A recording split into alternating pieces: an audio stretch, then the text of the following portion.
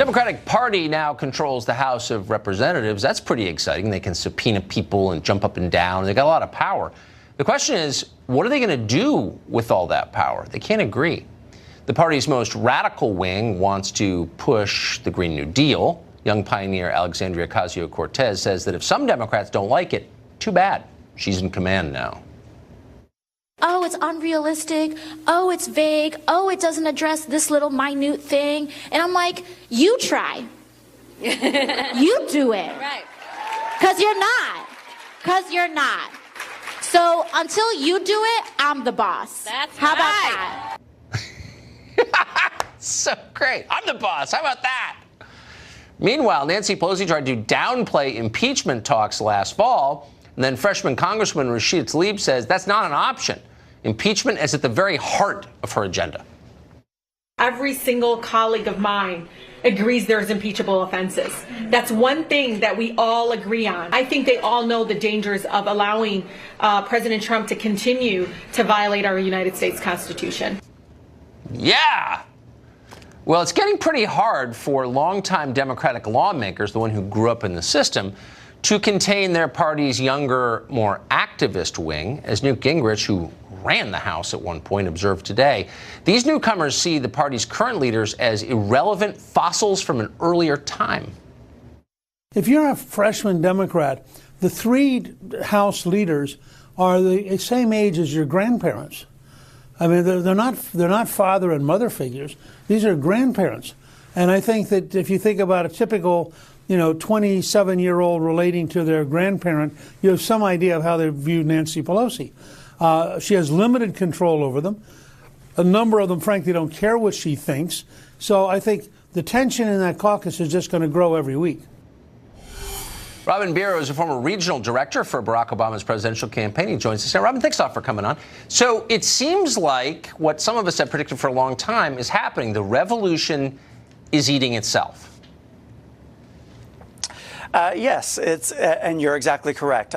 These are the younger people. I admire them for their energy and enthusiasm. Yeah. Sometimes I just wish that they would take the time to actually listen more and maybe talk less and learn from the experience. I've been recently charged with being part of the old guard that's ineffective, but we get the job done. And I think more Americans across the country fall into the centrist, level-headed category than the radical left. So I really think they would do themselves a service to just listen a little bit more, Tucker. So maybe this is what you get when you don't run on anything other than not liking somebody. So I'm sincere. So there were races. Jared Golden, for example, in the 2nd District of Maine in the last midterms ran on health care. And he won. It's a Republican district. He won it as a Democrat because he ran on a specific issue. But a lot of these other people just ran on hating Trump, and he's an MFer, and I hate him more than you do. And that's not actually a platform, is it? No, and it's completely ineffective. It actually really harms what we're trying to accomplish because, look, Americans, the reason that we have Donald Trump as president is because he was the anti-politician. I need for my party to get that. I need for Republicans to get that because Americans are desperate for us to work together and actually get things done and for Congress to get to work, to pass some bipartisan measures that there is an appetite for. So who is in charge? If you're Nancy Pelosi, and you really see yourself as this figure in history, the first female speaker, et cetera, and AOC shows up and starts calling herself boss, you have to neutralize her. Would you ever be involved in leaking a potential FEC violation against her? I'm not a conspiracy nut, but maybe Pelosi had a hand in that? I love to call out hypocrisy regardless of what side of the aisle that it's on. So I appreciate that she's being called out for some of her own hypocrisy right now. Nancy Pelosi is doing a pretty good job. I've been a huge critic of hers for years. Yeah. But right now, she's doing a decent job of reining in the party. I actually liked how she handled specifically the Green New Deal because she kind of said, yeah, that's cute. Now let's move on. And was pretty dismissive of it because she knows it's not going to really fly with the heartland and the Midwest, which is where we've got to regain votes to be a contender in 2020 and to keep the House. That's my biggest concern right now.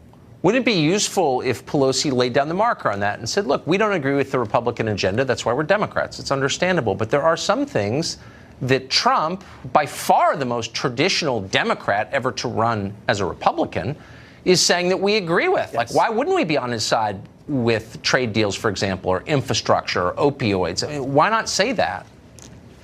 We need to do that specifically. I'm glad you brought that up.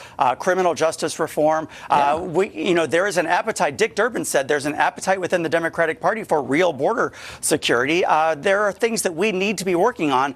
And yes, okay, you can say that Donald Trump said things that were maybe egregious and distasteful about the Charlottesville rally, for example. But okay, I get it. But it's taking away, to keep harping on that is taking away from the work that we really need to be doing. And we will lose the House if we can't get actual things done for everyday Americans, Tucker. Yeah, definitely going to scare the hell out of normal people. I'm a little afraid. Robin, great to see you. Thank you very much. You too. Thank you, Tucker.